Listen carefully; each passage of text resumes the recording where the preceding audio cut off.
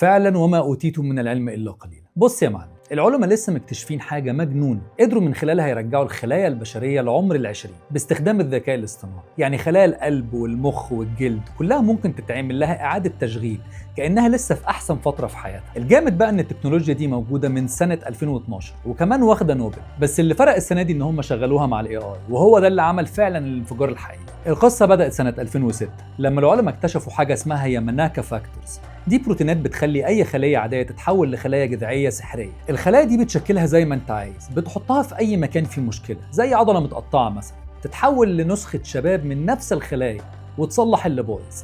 بس المشكله ان النسخه الاصليه ما كانتش قويه قوي ولا مضمونه، وهنا دخلت اوبن اي اي على الخط.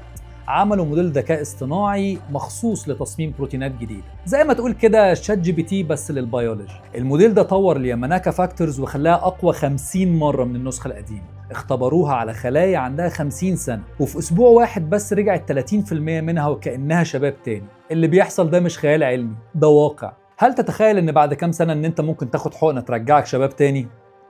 الله اعلم. وسلام.